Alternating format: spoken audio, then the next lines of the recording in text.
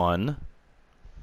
Yo, what's going on, YouTube? Jan and Harry back for another podcast, our first one in God knows how long, and our first one talking about my team, NBA 2K24 in general, in probably even longer, because I think our last couple of pods were probably wrestling related.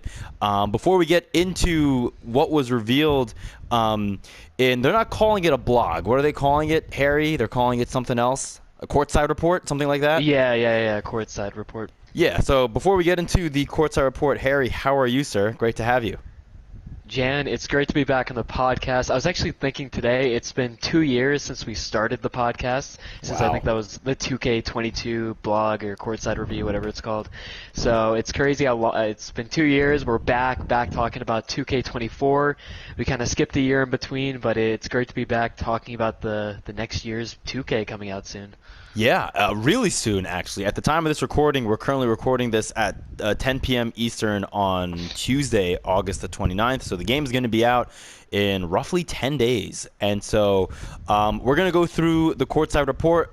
Usually, whenever we do this, I try to do it on OBS, but since I don't have OBS currently ready, if you're watching this back, Tony, I'm really sorry.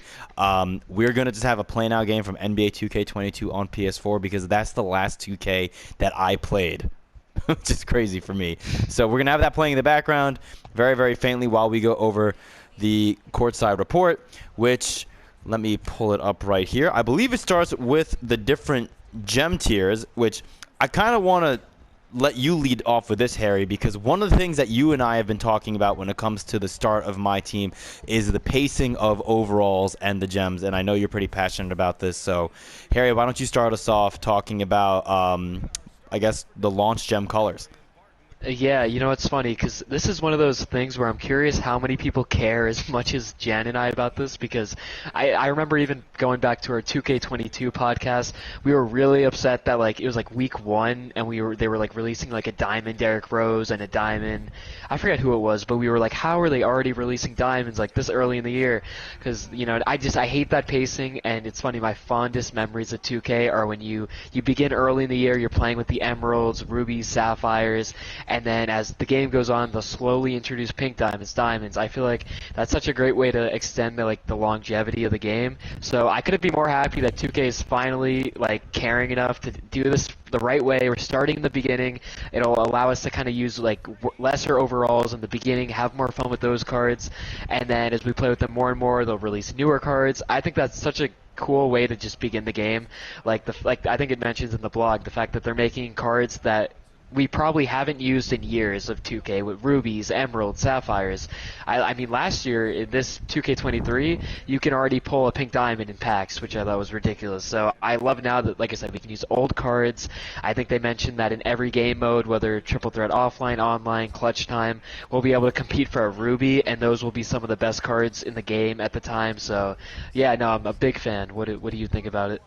I mean, obviously, I completely agree. I think you and I are very much aligned when it comes to the pacing. I remember the last 2K that I played, which, again, is the 2K that you're seeing on your screens right now. 2K22, the Season 1 reward, I believe, was Pink Diamond Mellow. And I think the main reason Harry and I were excited for grinding for that card wasn't because of the fact that it was a Pink Diamond. It was because it was Carmelo Anthony, who's Harry's favorite New York Knick of all time, and one of my favorite Knicks of all time, although Jalen Brunson is working his way up that ladder for me. But a pink diamond, 95 overall at the end of Season 1, to me, as someone who hasn't really played many of the My Teams since 2K17, felt pretty aggressive. And so for me, I like seeing that we're getting, I believe it's a level, at level 40, you get, I think, a 94 overall Kyrie Irving, I believe. And yeah, it is only one overall less, so in the grand scheme of things, it's not that crazy. But we're also getting a point guard, and I know Kyrie Irving, is a really fun card to dribble with and stuff like that. And we can see what he looks like once the game actually comes out. But the point is, I'm just appreciative that through Seasons 1 and 2, we're not going to see, I think, if we take them at their word, players coming out higher than a 94 overall, which I think is great. I think in that first section, in the courtside report, they also touch on how MT earning is going to be roughly doubled across all game modes. And before I throw it to you, Harry, all I'm going to say is from what I remember from playing 2K22, from playing every single game mode, it didn't really matter what I played. It didn't matter what multiplier I got from playing the game with what players at what difficulty or whatever. I never felt like I was earning enough MT for the amount of time I spent in the game. And I know we're going to be talking about how maybe the value of MT is going to be drastically different this year than last year, but at the very least, at face value, I feel like getting double your value in MT compared to prior years of, playing, whether it's unlimited or domination. I think that's just the way that they should have been doing it from the beginning, and whatever. I'm happy that we're doing it now. So what are your thoughts on us getting, I guess, double the MT now? Yeah, this is such a big thing for me. I remember even back to our 2K22 podcast, I really didn't like, and it's been like this in every 2K. It wasn't just in 2K22, but unless you're sniping, there really wasn't any way to make MT in the game. So I was really getting burnt out playing all these modes, and like you said, feeling like I'm not getting, what I should MT wise. Like, not to compare it to Madden, but I think what Madden does great is like you get a lot of coins just from playing the game. So I'm so glad that 2K is actually caring about this and doing this. Like I think now you can complete a full game of like a full 5v5 game and get what, like 700, maybe 800. So double that, playing a full game, getting close to 2,000 MT, like that's big for my team. So I really love that 2K is doing this. I like the fact that you can grind anything now, a triple threat online or a 5v5 game or anything they have and actually make MT. Just from playing the game, I love it. I'm so glad they're doing this, and I'm really excited to see how much you actually make from your games when all is said and done. Like I want to be able to I want to be able to play for maybe a couple hours, just playing whatever game mode it is in my team, and feel like I made coins from playing it. So I'm glad that I hope this year you'll really feel like that you earned a lot from playing the game. Yeah, I mean, me too. I'm really, really looking forward to that because I think the main thing that I enjoy doing in my team, as much as, there are other things I enjoy doing besides playing the game, I want to get back to the basics. I want to get back to enjoying the game for what it is, which is a basketball game. And if I can get rewarded for playing the game itself, I think that's at bare bones value, that's the healthiest way, in my opinion, to make MT. I think that's all that is really worth covering. In that first section, I think the real thing that they're trying to drive home besides the MT earning is the fact that, like Harry was saying, Emerald cards are going to have significantly more value now because of the way they're going to be pacing the first couple of seasons. So all that stuff is really, really good. Let's get right into, I think, one of the most, if not the most polarizing topic of the Courtside report, which is the new player market. Harry, I'm going to leave it up to you. Do you want to share your thoughts first? Do you want me to share my thoughts first? Do you want to go like bit by bit? I can bring up different topics. I'm going to leave this up to you. We're going to do this on the fly. What do you think? Okay, I can go. This will be a very there won't be a concise answer. I need a little bit more time to kind of let this all sink in. But if you want to introduce what the topic is. Can we just start with that actually really, really quickly, and then I'll let you say your entire piece. I think the main thing with this part of the Courtside report, and honestly, a lot of stuff in this blog and every other blog, because you can ask Harry. Back in the day when Harry used to get really fired up about the blogs, I would tell him to relax. And I think now the same exact sentiment can be applied here. People are really, really, really freaking out on the state of my team in 2K24 because, the auction house is not going to be there. Oh, the prices are going to be crazy because 2K is going to be managing the price, this, that, and the other. Relax. Let's just see what it looks like. If it really is that big of an issue that you don't want to buy it at launch, don't buy it at launch. Take a break, see what it looks like, and if it looks interesting when you're watching other people play it on Twitch or on YouTube or whatever platform you watch it on, then go and buy it. That's all I want to say. I agree with you, Harry. So much of what they say now maybe sounds good or sounds bad or terrible or whatever, somewhere in between.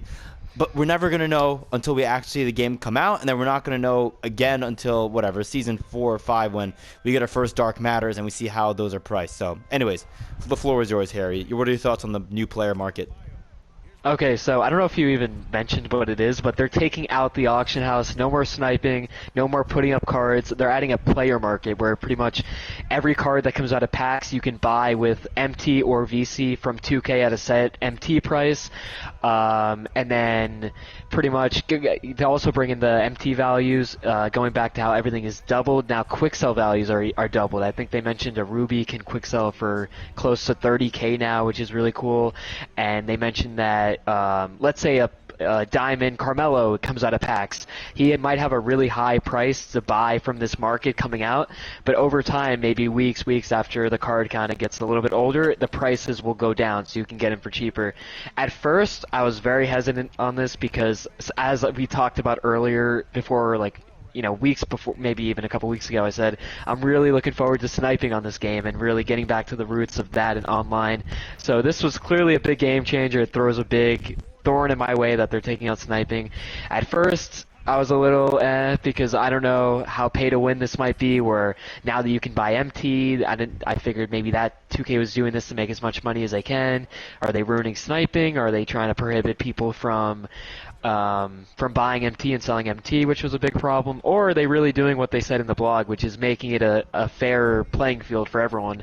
I kind of want to wait and see. To be honest, from a ground level, I'm a little excited because I mean, it's been the same auction house on 2K since, I don't even know, 2K13 when my team began or whatever it is. So the thought of such a new concept in my team kind of excites me. I feel like it's cool that they're doing something new. This is a complete game. This is probably the biggest addition they've had in my team in such a long time. And I kind of like the base. I kind of like it, to be honest. As of now, I think it's interesting that these cards will have a set price, and over time, maybe a couple weeks after packs, it'll go down in value. And so I think on paper, this could be a really promising idea. But it really just comes down to if they are true to their claim that you can make MT from playing the game. Because if you can actually make MT from playing the game without having to spend hours sniping on the auction house, like that might be for the best. That might just be for the best to have people actually playing the game, making MT, and that's how you can afford your players. I'm totally on board with that. So it really will come down to that. That'll kind of make or break. The whole thing that you can buy MT and VC, I don't know. That seems a bit. I don't know if I'm a big fan of that, because then let's say a new card comes out, I guess you can just buy the MT and get the player. So I don't know what this will do to like player cost, or the fact that rubies are going to be 30K around there. I can't imagine what like a pink diamond or dark matter would be and how much MT. So there's a lot of unknowns, but I think overall I'm kind of excited. It took me a while, like a couple hours to kind of process it all, but I'm excited for a change in my team, and we'll have to see how it goes. What do you think? Yeah. So I have a lot of thoughts. Obviously, I didn't get to look at the blog for as long as I wanted to, but honestly, I heard a lot of feedback from Twitter and from Harry over text, and I watched a couple of YouTube videos from very, very salty content creators about this. I do think, at least at face value, this is, to your point, the death of the auction house as we know it. I will say, because you mentioned the auction house has been in the game, I think, since 2K13. This actually reminds me a lot of the way my team was back in 2K13, because back Oh yeah, then you're right. you couldn't buy players that, like, you couldn't post players. You kind of bought players, and you could only buy them with VC back then, from what I remember. And their values, their VC value, would go up or down based off their in real life performance. So, like, I remember, for example, Patty Mills used to be like a god back then. And if Patty Mills had like a week with the Spurs where he had, like, you know, a lot of 3-pointers going in, his value was like really high. So you'd have to like wait a week for him to kind of come back down to earth to go and buy him. Now, maybe that's not how they're going to do it in my team this year. I'd be shocked if they paid that much attention to how players do in real life. I feel like it's going to be based off of probably their ratings and stuff like that. But again, like we said at the top, relax. Let's see how they go about it. I want to give 2K credit to an extent for, I guess, in a way, I don't want to say being bold, because that's just asking for me to get roasted if people are watching, so I want to comment on that. But I think it is a really interesting way for them to combat what I think is the obvious threat to them over the last few years, which are these websites that are selling MT. Yep. I think what I'm really looking forward to with this is, I feel like while the floor is going to be raised, like whenever we see these bundles getting ripped, how many times do you see players that you would deem pack trash being posted for near 2K22 or 2K23 quick sell values, whereas the top end cards are going for millions? So I think the floor will go up because 2K is going to dictate the prices of these cards. You can't just rip packs and post. So maybe in season 4, an Amethyst Jimmy Butler is not going to be going for the 2,500 that he'd be going for in season 4. Maybe he'll be going for 10K. But then the 3 million Minute Bowl that comes out, maybe going for $1 million. Now that's putting a lot of faith, and I've seen a number of people complain that, oh, we're putting faith in 2K to do good with the prices. But the alternative to that has been putting our faith in basically whether it's bots or MT selling sites or the whales that are spending all their money on these MT, websites to get all these players. Like, these are the people that are dictating the prices.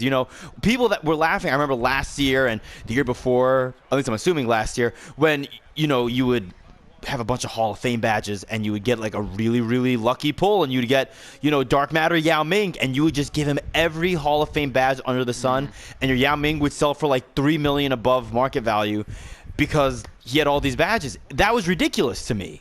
But people had the money and they went and they bought the MT. And so in a way, this kind of does feel like much needed regulation. Now, again, it's not great because I don't know if I trust my team to regulate the market, but I trust them more than I like the previous model, I guess is what I'm trying to say. So that's just me playing devil's advocate. I feel like this alternative could end up being better. Like the people that are going into the blog and going into 2K next week thinking this is going to be worse than last year in terms of inflation and market values, there is, I think, a very feasible window or a very feasible opportunity that we see, at the end of the year, people are going to be like, this is actually a good change. So that's like my one. If I can add one more thing. Sure, of course you can. What you said about how bold this is, what I think makes me more, trust 2K on this is this isn't like a draft mode that they can completely neglect and not really care about. Like this, if they're not keeping up with decreasing players' values over time when they get kind of stale,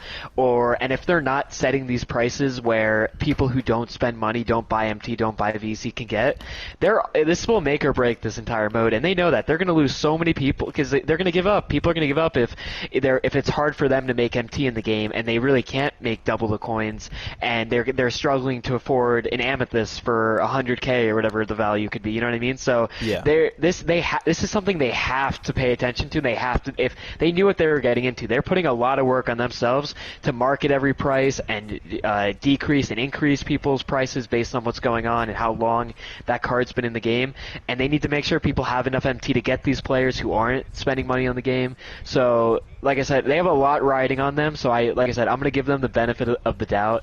I think this could be good. I think this could be better than having, like you said, bots and MT people selling MT, because it is a problem. I saw today or the other day on 2K, like a shoe sold for like 30 million MT. It's like they had to do some things, and if this is their way of doing it and they're going to put work in it, then I think this could be a good thing and a new thing. It's something to make my team fresh. I think this is, with this component alone, this is the freshest my team will probably feel in a very long time. Yes, and I think that's what makes it really, to me, pretty exciting is they really overhauled the game mode quite drastically. And kind of, going off of your previous point, I feel like what my team is doing, in my opinion, if you were to try to look at the good in the world, is that I think they're trying to make the top-end cards more attainable, not to the no-money spent players, but to just the general casual player. Like, if I grind 6 weeks to get MT and I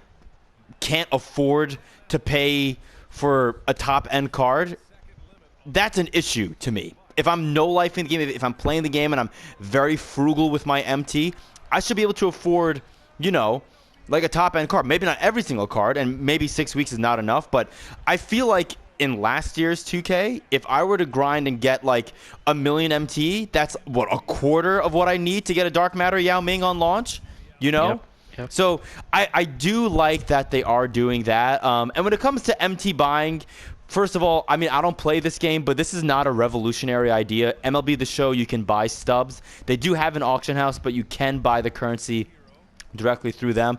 I really do believe that my team or the 2K devs or whoever you want to blame this on doing this is this is their countermeasure against the MT websites, the MT sites. That's at least my opinion on that. In terms of other things when it comes to the player market, I know you also touched on the quick sell values.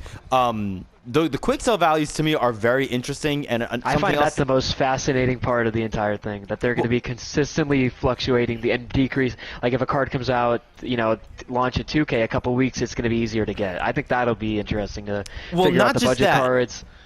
Yeah. I want to say really quickly one thing that gave me anxiety, because I'm going to be selfish here, right? I want to think, well, how are these changes going to impact me if I were to play my team, and I don't know if I'm going to be able to commit the time and energy that I want to my team, which is to get on it every single day and play. I don't know if I can anymore, but if I were to, I would always think, well, when I used to play my team, what would give me the most anxiety when it came to, buying top-end players? Like, let's say I bought a 94 Carmelo Anthony, and I bought him a week after launch.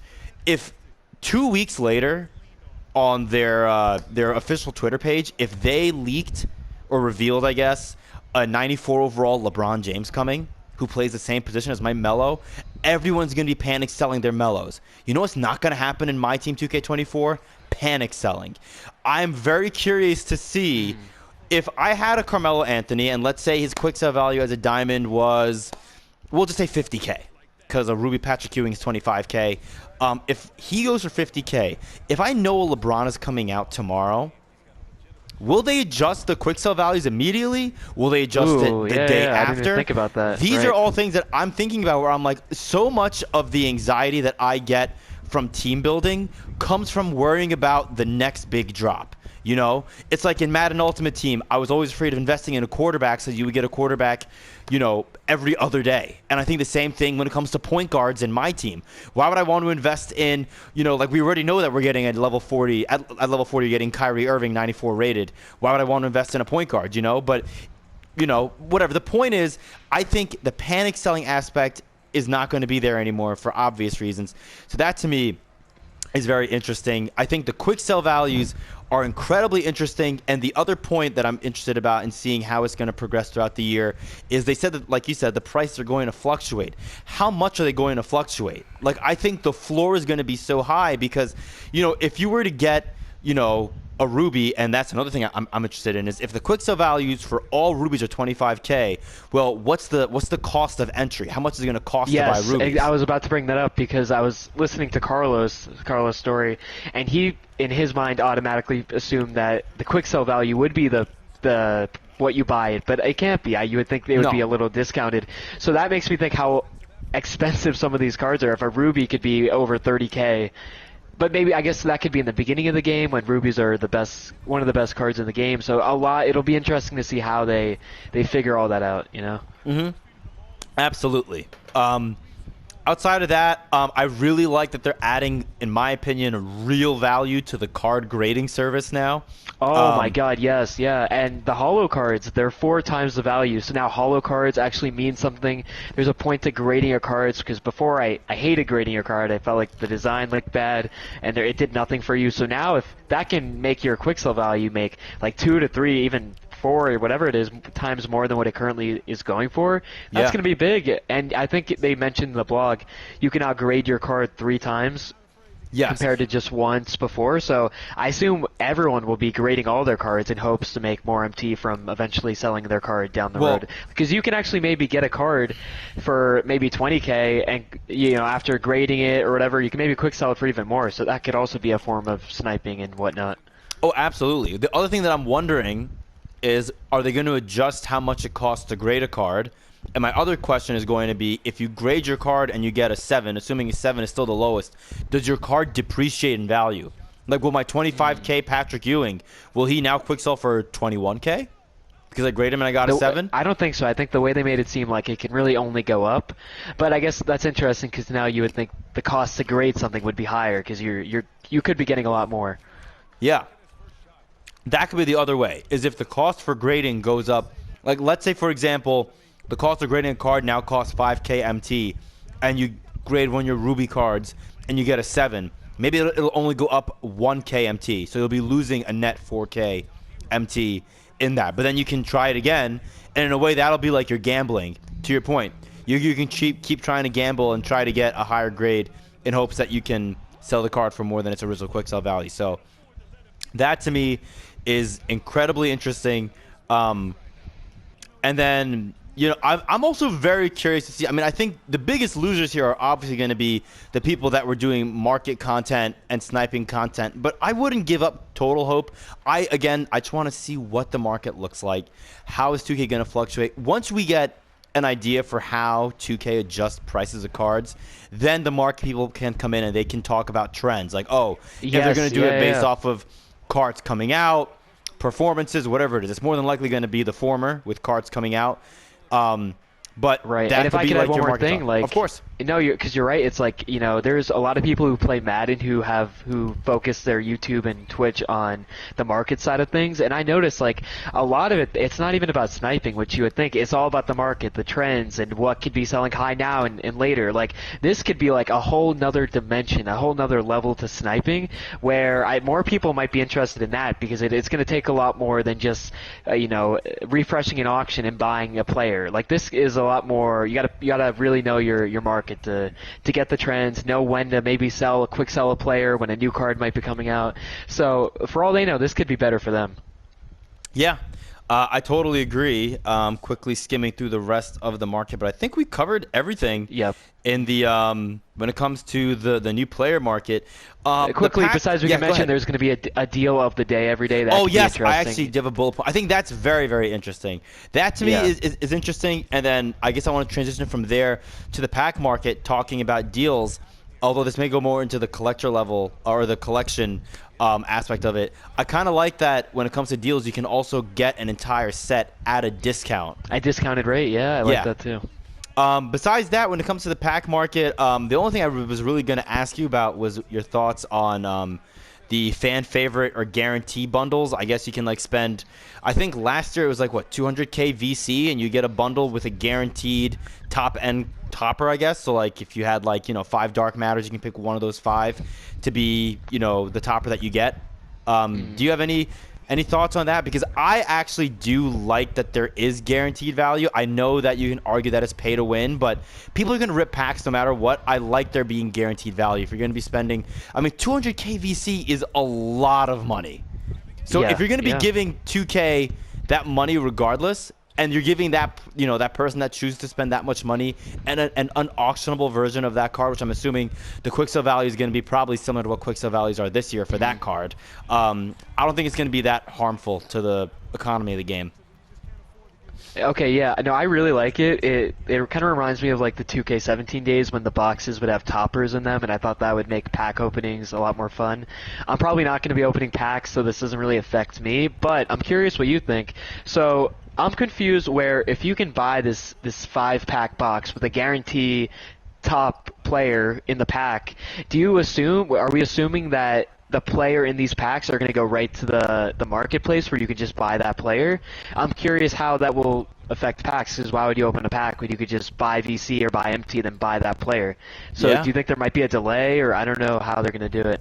I mean, that to me is incredibly interesting. If I had to guess, I think the player, like, let's just say, for example, it's, you know, let's say, for example, you rip that bundle and you get a diamond, I don't know, we'll say a diamond Jokic. That Jokic that you're going to get from that bundle is going to be unauctionable. And so if I had to guess, the value of the auctionable, or not auctionable, I should say regular quick sellable, we're going to have to find the name. I'm just going to call it auctionable for now to make it easier. The auctionable Jokic is going to definitely go for a lot more in the market. Because if you're tired of that card, you can then quick sell it and get much more of your, I guess, your so are you assuming back. Are you assuming that the market players will cost more VC to buy than opening the packs? Yes, because I think the ones that you get from the packs, those guaranteed ones, are going to be for a reduced quick sell rate because they're like guaranteed. I figured it would be the opposite, but yeah, I guess I could see that making sense. I mean, again, we'll have to see. That's another thing that's going to be very interesting. Again, I think if you're watching this video and you want to take one takeaway, the main thing is going to just be go in, have opinions. You're allowed to have opinions, but be open to changing those opinions. Like, give the game a chance if you're going to get the game. If you want to hate the game, whatever. But, like, I'm going to go in with an open mind, and I want to see how 2K is going to adjust prices. So, besides that, with the pack market stuff, there really isn't anything else I'm that interested in. The next section here talks about season changes and XP. The first thing that I wrote down in my little thing of notes, we're getting double XP in my team, which is pretty dope. Because I don't know if we ever had that before. No, first time ever. Yeah, that to me is really exciting. I mean, obviously, if you're watching this, you probably already know that the season pass, whatever, is linked between my park and my team, which Harry and I have talked about, in private before. We're both very excited about that. But getting double XP now in my team makes sense because we've been getting it in park for God knows how long. The one thing I really want to talk about here when it comes to XP, like the main thing I want to at least start with, I love the fact that you get XP from playing the game. Playing the game, yes. Like, it's so simple, but That's so right. needed. Like, I don't need to go out and buy, whatever, random Ruby cards that are going to go for an ungodly amount because they have an agenda tied to XP, I love that you can just play the game. That's amazing. Yeah, and adding in the fact that, like you kind of hinted at, we can now, Jan and I, we can play Park and grind Park to get the season reward in my team. So I think the fact that we can just play Park or play my team, not worry about dumb agendas that are going to be overwhelming, it's going to be so much fun. Like the idea that we can grind Park together, get a reward, or we can play my team, just play the game, and we don't have to focus on like getting 10 different statistics in a single game. We can just worry about playing the game and winning. Because that's what it should be all about, just winning the game. And so I think, adding that element to it and the fact that even bringing it back earlier, that now diamonds are going to be the best cards in the game for not only Season 1 but for Season 2. So it's going to be important to get this Diamond Kyrie or, any diamond that follows. So I think it's going to be great.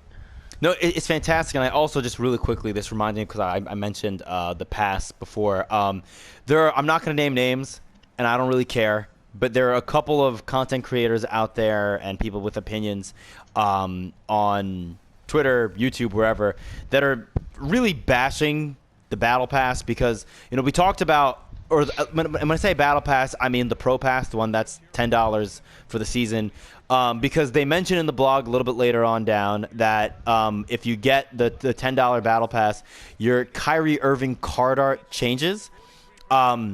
People are not going to be spent. Like, if I spend $10 on that pass, know that the reason why I'm spending $10 is not to have a different card art on my Kyrie Irving. It's for the 20K MT, whatever it is, 45K VC, the Hall of Fame badge. I think you get a Ruby Giannis, and then you get to level up quicker. Plus, they have other premium rewards. You're not getting an outright better card. So in my opinion, it's not like truly pay to win. But I'm also not just like getting it for like cosmetics. I don't know. I just randomly remembered that when I was watching videos earlier to get ready for our own recording. But I really love the fact that we get XP just for playing the game. It reminds me so much of the first few MUTs that I was playing. In terms of other things from this portion, I wrote down that Season 1, you get a bunch of pretty cool cards. You get a couple of Emeralds, Kevin Garnett, Jordan Clarkson. You get a Sapphire, Vlade Divac, Ruby Bradley Beal, and then you get a center, Magic Johnson, who's an Amethyst, which that to me is actually pretty cool. I feel like he could be like a budget Bam Adebayo maybe with really good passing, which could be great. And then obviously you get the Kyrie Irving. And then what's pretty cool is if you want to grind the game and you want to, play all the game modes, you're going to get rewarded, ideally, if you get everything done, with Brandon Roy, which is pretty damn cool. Last thing I want to touch on here, unless you have other thoughts from here, is tokens being seasonal. How do you feel about that? I like it. I think they literally mentioned in the blog how not awful, but poorly constructed tokens were, whether they were too easy to get or they carried over so it didn't really matter. You could just stack up them. I like that, especially with the lower tier cards mattering. They're just going to give you a handful of players that you can get in Season 1, and they'll give you options to grind for tokens, and then after Season 1 resets, you can keep doing it over and over again. I feel like now they finally have a purpose. It's not like at the end of the year you have 1,000 tokens for no reason and there's nothing to do with them. So I like that now there's going to be a point to spend them and not just keep them and hold out. Yeah, I remember we would talk about in 2K22, like we were hesitant to spend our tokens because we wanted to keep them for better cards. Well, now it's not really about that. You focus on the season you're on, and then it'll reset and you'll move on from there. Yeah, I mean, I'm already looking at it now. I mean, the players that are coming out in the token market for Season 1, you have a Sapphire Franz Wagner, who I'm very, very intrigued by getting, Ruby Daryl Griffith, and a Amethyst Tom Gugliotta. So, again, some pretty cool players coming out in the token market, hopefully this year. I also agree with Harry on all of his points when it comes to the token market being seasonal. You know, I don't know. Oh, that got very loud all of a sudden. Sorry. On the, the video aspect. Anyways, moving on. Next subject, I believe, is the salary cap and multiplayer modes. I'm ready to talk about this one. I'm gonna let you. I want to hear your opinion, Harry, but I'm gonna let you talk by first throwing a question your way. If someone were to go to you and say, Harry, I'm not excited about salary cap mode because this just feels like Supermax from 2018 all over again. What are your thoughts? Well, I will tell you, you are incorrect. This is my favorite thing in this blog. I'm not even kidding. And I will also tell you, the Supermax in 2K18 was by far the best online mode they ever had in my team, and I will stand by that, okay? Better than the 12-0, better than the 12, and I agree, and I liked that back then. I never complained about Supermax. I loved it. Better than the 12-0, better than Unlimited, which takes forever, and you get one reward. This is awesome because, well, we'll get into the gameplay aspect, which I like even more, but now it's not like you get Unlimited done in a week or two and then you're done. This will last all season long, three different sections of 2 weeks where you get a reward every 2 weeks for playing if you win, if you get the reward, and then if you get all those rewards, you get one big reward. So it's keeping you actively online all season, which I love. I love that in Supermax where they had one card every 2 weeks, and then if you get all those 2 weeks for the 1 month, you get one big reward. I think it's fun. I think the salary cap will keep you kind of guessing, keeping you updating your lineup. By the end of it might seem like a lot, like, oh, I got to worry about salary cap. After like the first season of 2K, it won't matter. Like, you'll be able to make your lineup kind of how you want it. And no, I think this is awesome. I think it's a fun way to keep, like you said, keep you playing. You'll get a lot of rewards from playing. And then going into the gameplay really quickly, I think this is such a cool addition where I love the whole all-star game kind of feel they have, where it's pretty much two halves. You play the first half, 6-minute quarter. Whoever has the most points in going into the second half, you get added 24 points. I'm guessing for Kobe, 24, and then you have to get to a targeted number, and if you get there, you win. So now it's not like you're playing a bad team, you're just going to be lazy and let the game go on. In this first half, every point is going to matter because you want that 24 points going into that second half. So I love that aspect where, like, it's going to be such an intense game feel to it in every game. I love it. And like I said, I think the fact that you're going to get four rewards, 3 different rewards for the 2 weeks, and then one big reward. Like I said, I can't speak highly enough of it because I loved it. And people I don't know why people didn't like it in 2K18 because I thought it was such a great idea. Yeah, I mean, so I will say, initially I understood some of the concern. Like, I know DBG, for example, one of his biggest complaints, and he was quite theatric when complaining about this, was that the way that 2K is going to determine the salary caps for players is not going to be based off of tier, but based off of usage.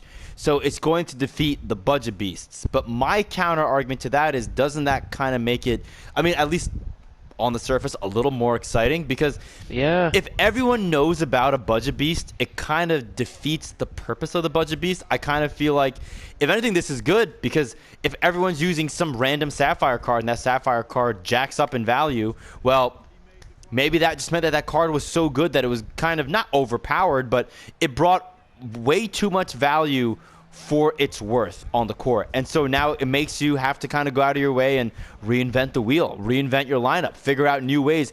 All that's going to do, in my opinion, is create more lineup diversity when you're playing online. And that's what I want. That was my one issue with Limited, is that I liked Limited, but besides the fact that it was RNG when it came to like opening all the doors or whatever you want to call it every week, I felt like for the most part people had a lot of the same lineups. And maybe we'll see the same kind of thing in salary cap, but I think if both game modes, limited and salary cap, end up having similar lineup, the way the lines are being made. But the reward structures are different. I think salary cap is going to come out on top because I just like Yeah. that you can grind for rewards you're going to get versus I can't tell you how many times I've been lucky. I've never had to deal with this, but how many horror stories I've read or heard from people that didn't get their limited ring. That was me. Yeah, you and our boy Deuces, shout out Deuces, who just never got their ring after like 15 or 20 games, and it's only during a weekend, so you only have so much time, you know. So I'm that telling to you though, me, before you head into the gameplay, it's gonna be great. Like I really enjoyed playing. I think it's one of those game modes where it's been so long, so people kind of think of the negatives, but it was a really fun game mode to play, and it kept you going all season long. yeah, I will say I'll give a lot of credit to Harry. Harry, when I started talking to him again about 2K a few years ago, one of the things he really got excited about in 2K18 because 2K18 was the first 2K that I did not buy since my team came out in 2K13. Harry's first thing to me was basically, or first comment was, I really enjoy playing Supermax. So I do believe him. Again, I think the Elam ending is very, very interesting for this game mode. I think it'll make it really fun. I really enjoy that addition to the All-Star game, and I think having that Yeah. in salary cap is going to be great. I think that's really all I have to say about salary cap because I agree with everything you said. I don't want to rehash what you said. Now, the unlimited, I didn't really read it like all that well. This is when I had to take my phone call. But the way I understand it is now instead of you getting rings through limited, which is no longer here, you now have to get rings through unlimited championship weekends where you have to win 4 out of 7 games to get a ring. And then on next gen, which I want to start calling current gen because these consoles have been out for a long time. Oh yeah. But on the PS5 and the Xbox Series X or S, you actually get a nice little animation, which Yeah. I like. Like I would hate it like when I would play Madden seasons and I would win my Super Bowl and my opponent would quit, so I wouldn't get that. Like I want to see my players hoist that trophy. I don't care if it's pixels. I like that. So that's like a very little thing that I like. But what are your thoughts on this unlimited championship weekend? Because that to me sounds like it could be a lot of fun depending on how they do matchmaking. Yeah, no, I really like it. And like, if you go back to our 2K22 blog, I really hated Unlimited because I hate the RNG feel. I hate that I can play one game and get a ring, or I could play 20 games and get a ring. Now it's best out of 7. I think that's a good way to go. Maybe it could have been a bit more games. 4 wins might be not that many, but I'm glad where it's at. 7 games will be good. And I like that if you don't, you either get it or you don't get it. You know what I mean? You can go the set. There's no restart, so it's either you get it or you don't get it. I like that it's now it's unlimited. So now it's not limited where you're limited to a lineup like a salary cap, but you can use your full lineup. My only criticism, and it's not so much about unlimited because I like the weekend league type feel, but if we can only play like an unlimited game during the weekend really, and then any other time we're on the salary cap mode, which I really like, you're really kind of limited to when you can play a real NBA like 4-quarter type feel of it. So I wish, and I know beggars can't be choosers. I'm totally fine with where we're at in life, and I'm excited. But I kind of wish 2K had the weekend league, what they're doing with Unlimited, had a Supermax mode, and then also had like a normal. It could even be a light kind of friendly online mode where you can play normal NBA games. The rewards don't have to be great, but at least give people the option. So I kind of wish they went that route, but I'm happy where we are. I'm looking forward to. I'm more excited to play online than I have been in a long time. Yeah, I mean, I'm also more excited to play online because assuming I do get the game and I do end up playing my team, which we'll see if I don't know if I'm going to play. I think I want to focus on Park first, like I talked to you about, Harry. But this is my first my team that I'm playing where there are no contracts. So like I'm still excited to to get that because contracts, even though it was never an issue, gave me so much anxiety in my team. So I'm glad that those are out. I actually did not know, maybe I just missed it when I was skimming through the blog, that Unlimited is only a weekend thing now. I thought it was still like throughout the season you can play whenever you want. I did not know it was just Am I the wrong? weekends. I can look. I'm pretty sure it's a weekend thing. I'll pull it up as well just to see. Yeah, and rings will be available in new championship weekends in Unlimited. Yeah, so to me all that means, and maybe I'm wrong, is you can still play Unlimited, but maybe during the weekend they give you like a separate branch from Unlimited that you can do this thing in. That's That what could be I really think. cool. Because I would Okay. be shocked if they wouldn't let us play any 5v5 game modes throughout Right? the week that's not salary cap. That would be shocking to Or me. I don't even care about the salary cap because that was the primary game mode in 2K18, but that's not really like an NBA type game because you have two halves and the All-Star game restriction. So, I don't know. We'll see. Yeah, I mean, I'm very interested to see how that plays out. I have to look again. I missed it, but I feel like the clutch time court change, which I really like, which brings me to one of my favorite changes in this entire blog, and this may seem so minimal, but the I can see fact where that where we're going. you can hide custom courts now, Oh yeah. which I am so happy about because like I like making custom courts. I mean, on my very old I can laptop. literally like visualize your court with the light blue and the white. Yeah. I always liked your court. I had the exact colors on my old laptop at my parents' house. I have on my old laptop the exact sliders I would have set for every color for the shading. That's how much like the level of detail that I took when designing my court to have it match the Broth Cindy logo and its colors. But the fact that you can hide, because I don't know why the 2K community when it comes to court designs are so toxic, where you have people that Oh, will make yeah. all white courts with Yeah. white lines, so you can't even see where the 3-point line is, where the free throw line is, where the out of bounds line is. Like that to me is so toxic. People putting racial slurs, all that kind of stuff. Now you can hide all of that. Now if I want to make my team content, I don't have to freak out because someone I'm playing against is saying something that's just not appropriate to be shown in a YouTube video. So Or, do you think you'll be home automatically, or will they give you a generic court?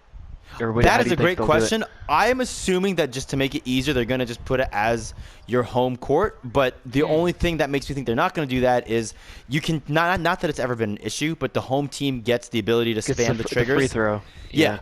So I don't know what they're going to do. Maybe they'll end up whatever jersey the team is wearing or whatever their like favorite team is or whatever. You can like I don't know. We'll have to see. I'm very curious. I actually have no idea what they're going to do, but I just love that they put that in there. That's a huge quality of life improvement.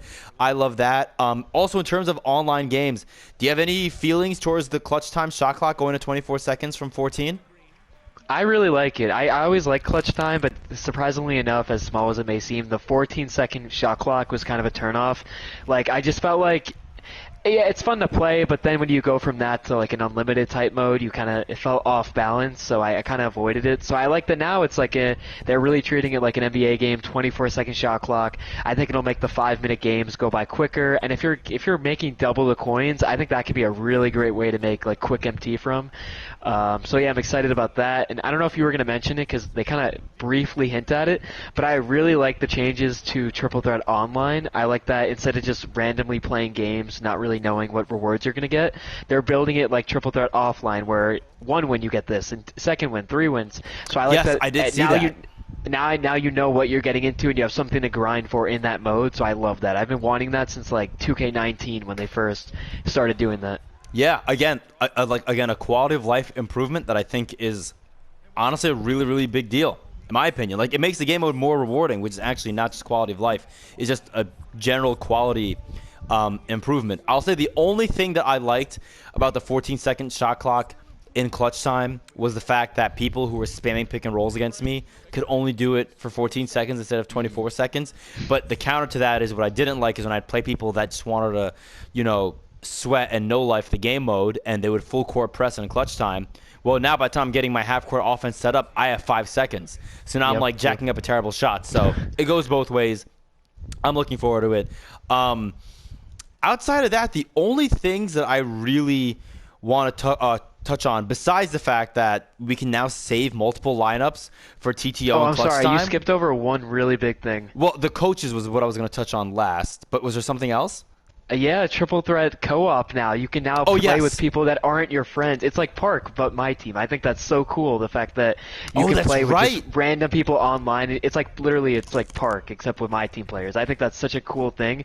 And it's not like Park where you got to wait for games. You can just anytime you want to play with people. So it could be like think about how funny of a video that would be, Jan. If it's me, you, and we're playing with another guy online. Like the options or the what's it called? The possibilities are endless. Or like fun things we can do. No, they really really are. I mean, like the number of YouTube videos you're going to see titled this year, like, "Can we carry this random to a win?"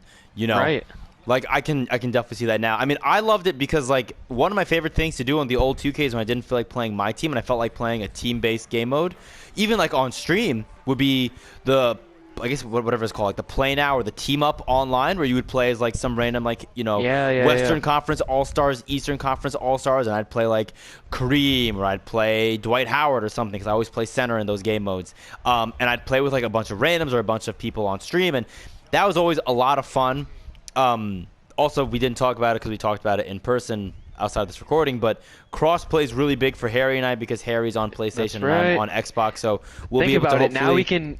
Now that it's play your game, you get your XP. Now we can literally grind triple threat co-op together and get to 40. So I think that Yeah. could be also really And fun. then when we're bored of that, we can go and grind park duos Park, or right. Yeah, trios yeah. with Tony, 3v3. So again, the possibilities are endless. Like you said, I think that's very, very well said. And the fact that you can do everything that we just said and everything is us, everything that we're doing that we mentioned in that sentence there is working towards the same goal, which is hitting level 40. Whether it's in Park, whether it's in my team, whether you're playing offline, online co-op, whatever you do, it's all for, working towards the same goal, which I think is amazing.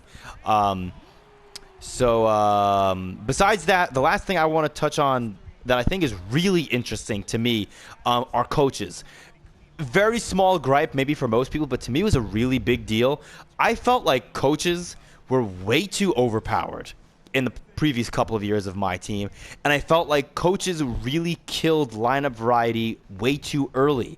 When you have a coach coming in that's whatever pace and space, and you're getting +4, +5, +6, plus whatever to 3-point shooting, well, why do I need to go and get the 98 rated, 3-point shooting Klay Thompson when I can get, a 92 3-point shot, whatever, LeBron or Kevin Durant or something, and I can get a player who's taller because size always matters in 2K. I can go get a taller player and have my coach boost his rating up to a 98. I don't need Klay Thompson, to shoot with his 98 rated 3-ball.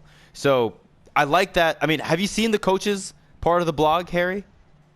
I did. I'm really excited about that too. I feel like now coaches have more of a purpose than ever. It seems like they have more specific things that they're upgrading. It's not just that. I mean, it is that because like they would upgrade certain things, like I said, 3-point shooting, steal, stuff like that. But I like that in order to activate them, they have these things called game triggers, which I really like. So, like I know, for example, I think if you pre-order the game and you get the bundle that you're getting, Harry, you're gonna get a Amethyst Kobe Bryant coach, and in the fourth quarter, all your players that have, I think, bronze or silver blinders will automatically get gold blinders for the whole fourth quarter, and then your players that have gold blinders will get Hall of Fame blinders. That is really cool, especially early on. That's a great early advantage. No, that's what I mean. They're gonna have a purpose. I think I'll let you keep going. I think a big theme of this blog is that they're taking things that didn't really mean anything and now they're meaning something. Like grading cards now mean something, holo cards now mean something. This thing could be huge, and think about it, that's an Amethyst Kobe. Like I wonder what a diamond Steve Kerr could do on the court. So yeah, I think it'll be really fun.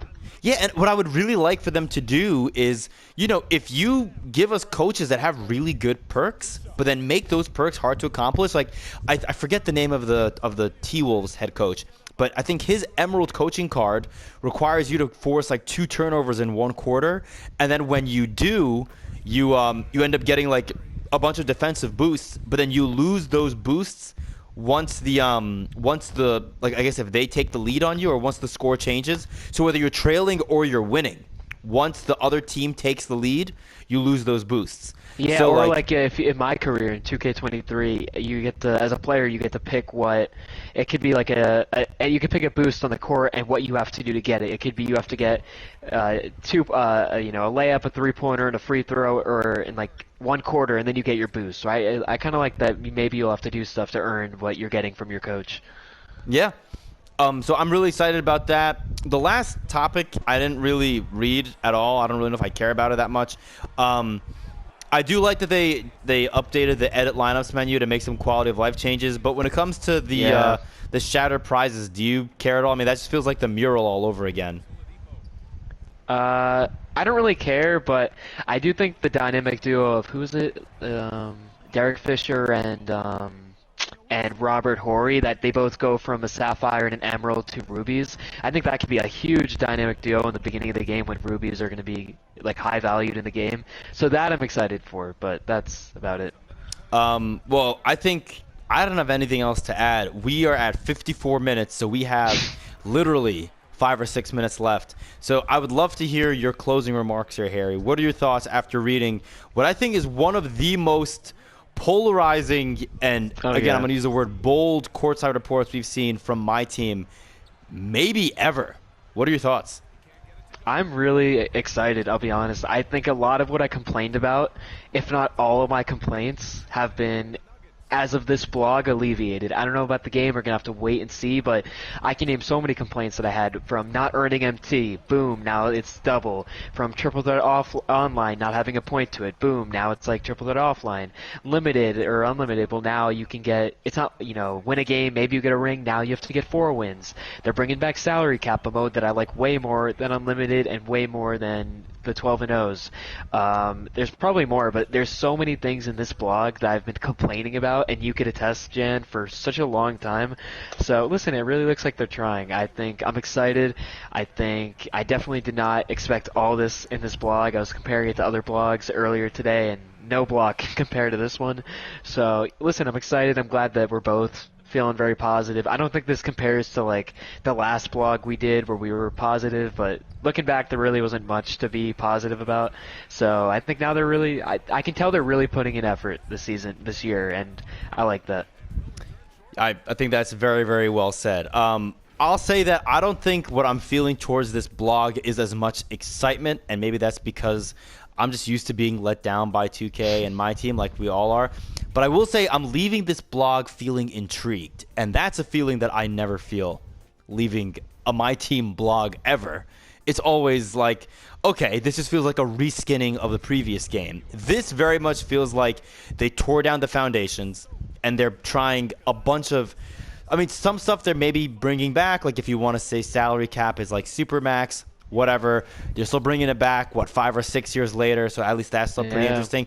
I'm sure maybe the auction house is going to come back in 2 or 3 years, and they'll treat that like a new feature. That's just the way these games go. But you know what? We're only talking about 2K24 and not 2K25 and beyond.